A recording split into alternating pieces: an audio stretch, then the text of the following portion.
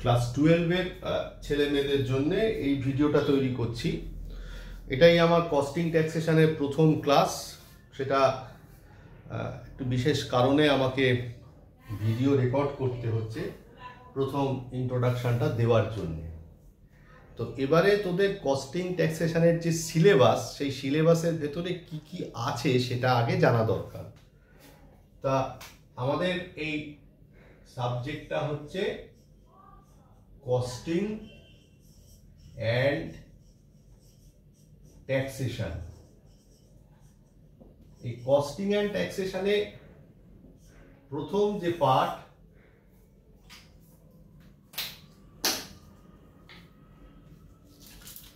সেই প্রথম পার্টটা হচ্ছে কস্টিং, দ্বিতীয় পার্ট হচ্ছে ট্যাক্সেশন। এখানে তুই কস্টিং এ কি পড়বি? কস্টিং এ প্রথমে পড়বি হচ্ছে কস্ট অফ লেবার, আর পড়বি মেথড অফ রিমুনারেশন 1। কেন 1 পরবর্তী আলোচনায় আসছি। আর ট্যাক্সেশনের ভেতরে পড়বি ক্যাপিটাল গেইনস, আর পড়বি হচ্ছে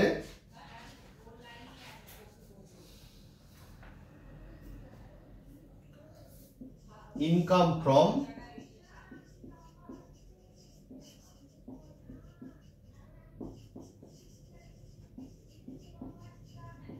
আদার sources. Income from other sources.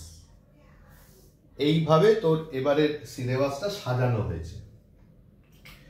তো কথা প্রসঙ্গে জানাই যে এখানে না, এই কস্টিং এ কস্ট অফ হচ্ছে লেবার, এই চ্যাপ্টারটা কমপ্লিট প্রায় থিওরি। টুকরো টাকার অঙ্ক যে একেবারে নেই বললে ভুল হয়। এবারে আমি সব করাবার চেষ্টা করব। প্রতিবারই সব করাবার চেষ্টা করি, তোরা মাথায় নিতে পারিস না, কিন্তু এবারে মাথায় তোদের নিতেই হবে এবং আমি তোদের করাবো। সেটা হচ্ছে যে এটাকে বলা হয় শ্রমের ব্যয়, আর এটা হচ্ছে শ্রমিকের পারিশ্রমিক।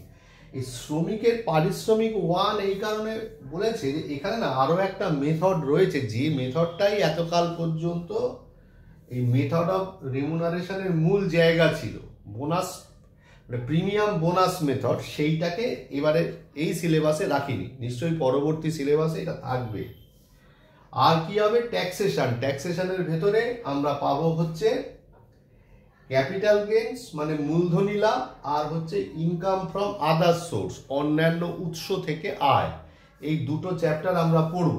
এতকাল পর্যন্ত ক্যাপিটাল গেইনসের সেরকম ভাবে কোনো অঙ্ক আমরা পাইনি, এখনো হয়তো পাবো না, কিন্তু ইনকাম ফ্রম আদার সোর্সের অঙ্ক পাবো। অঙ্ক কিছু করতেও হবে, কিন্তু থাকবে তো এমসিকিউ। সেটা প্রথম চ্যাপ্টার এবং দ্বিতীয় চ্যাপ্টার, যে কোনো চ্যাপ্টারের ক্ষেত্রেই এটা প্রযোজ্য। তো তাহলে এবারে আমরা না কি করব, এই আমরা কস্ট অফ লেবার চ্যাপ্টারটা খুব কায়দা করে পড়ব।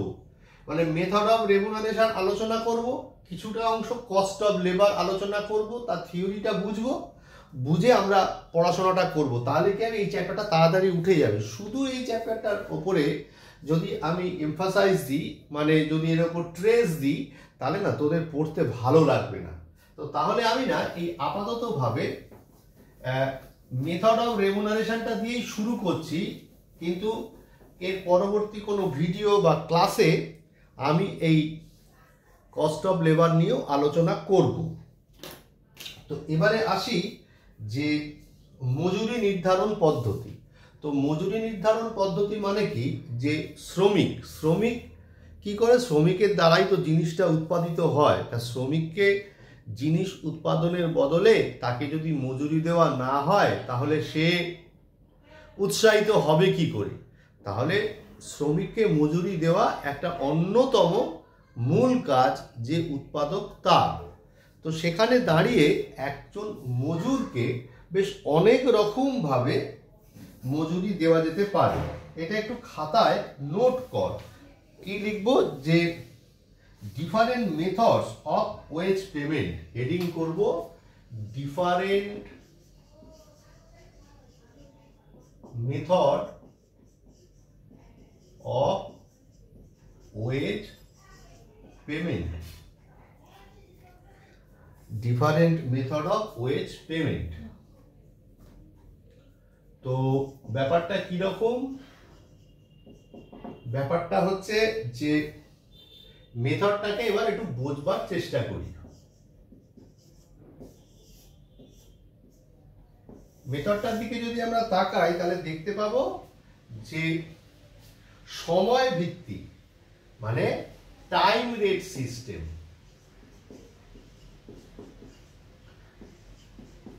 টাইম রেট সিস্টেমে মজুরি দেওয়া হয়। মানে যতক্ষণ কাজ করলো কাজের সময় পিছু যদি মজুরি দেওয়া হয় তাহলে সেটাকে বলা হয় time rate system. Time rate সিস্টেমকে আমরা আবার ভাগ করতে পারি দুভাগে। কিভাবে? একটা হচ্ছে অর্ডিনারি টাইম রেট সিস্টেম, আর একটা হচ্ছে ব্যবধানিক। ব্যবধানিক মানে হচ্ছে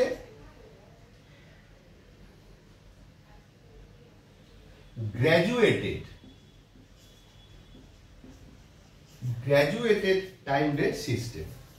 তো ব্যাপারটা হচ্ছে কি যে এই মানে গ্র্যাজুয়েটেডের বাংলা কথা হচ্ছে ব্যবধানিক সময় ভিত্তিক মজুরি। কাকে বলে? বলছে যে এই পদ্ধতিতে মজুরি নির্ণয় করতে শ্রমিকের ব্যয়িত সময়কে পরিবর্তিত মজুরি হার দিয়ে গুণ করা হয়। পরিবর্তিত মজুরি হার বলতে কিরকম বোঝায়? ধর মজুরির সাথে কিছু বোনাস, কিছু ইনসেন্টিভ যুক্ত হলো, তাহলে অরিজিনাল যে মজুরির হার তার চাইতে বেড়ে গেল বা কমে গেল, তাহলে এই ধরনের মজুরির হার হচ্ছে গ্র্যাজুয়েটেড টাইম রেট সিস্টেম। তাহলে আমরা টাইম রেট সিস্টেমকে এই দুটো ভাগে ভাগ করলাম। এরপরে কি আসবে? এরপরে আসবে হচ্ছে তোর গিয়ে পরিমাণ ভিত্তিক বা কার্যভিত্তিক হার। তাহলে পরিমাণ ভিত্তিক বা কার্যভিত্তিক হার মানে হচ্ছে এটাকে বলা হচ্ছে piece rate system. Piece piece মানে হচ্ছে কি যে PIECE, piece rate system. Piece rate system অনুযায়ী মানে কি ইউনিট পিছু যে দ্রব্য তৈরি হচ্ছে সেই ইউনিট পিছু দ্রব্য তৈরি হওয়ার ক্ষেত্রে মজুরি দেওয়া হচ্ছে। ধর আমি 1 ইউনিট তৈরি করলে 2 টাকা দেবো, তাহলে 5 ইউনিট তৈরি করলে 10 টাকা পাবো। এইরকম ভাবে যখন মজুরি দেওয়া হয় তখন সেটাকে বলা হয় piece rate system.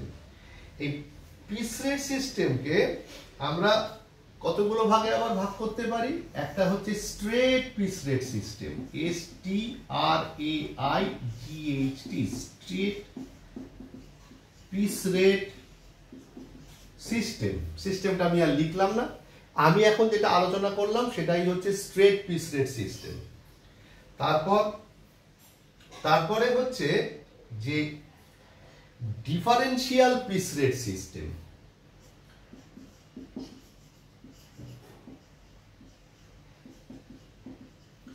Differential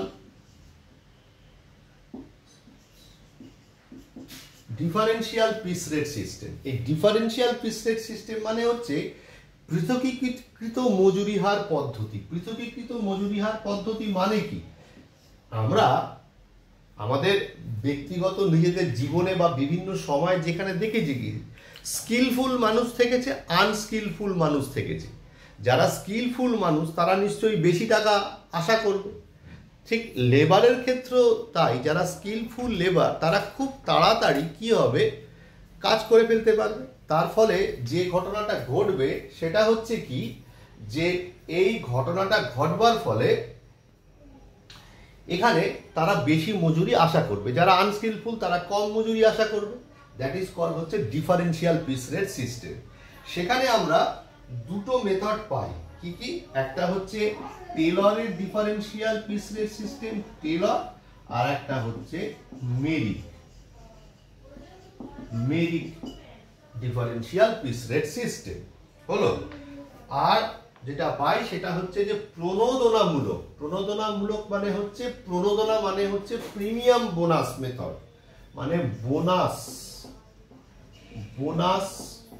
premium method. এটা না এই সিলেবাসের মধ্যে নেই, এর মধ্যে দুটো রয়েছে, একটা হচ্ছে হ্যালসে আর একটা হচ্ছে রাওয়ান। এরা দুজন ইঞ্জিনিয়ার, হ্যালসে আর রোয়ান দুজন ইঞ্জিনিয়ার, এরা এটা দিয়েছিল বলে এদের নামে এটা হয়। তাহলে এই হচ্ছে মেথড অফ রেমুনারেশনের মূল স্ট্রাকচার।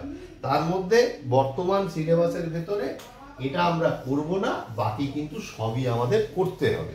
তো আপাতত এটুকুই, এটা খাতায় নোট কর। আর আমি বইয়ের কতটুকু দেখতে হবে সেটা আমি পাঠাচ্ছি, যদি নোট করবার দরকার হয় সেটাও আমি পাঠাবো। আমি লিখে দেবো যে এটা নোট কর, মানে সেটা বইয়ের নয়। আপাতত এই ভিডিওটা এইটুকুই।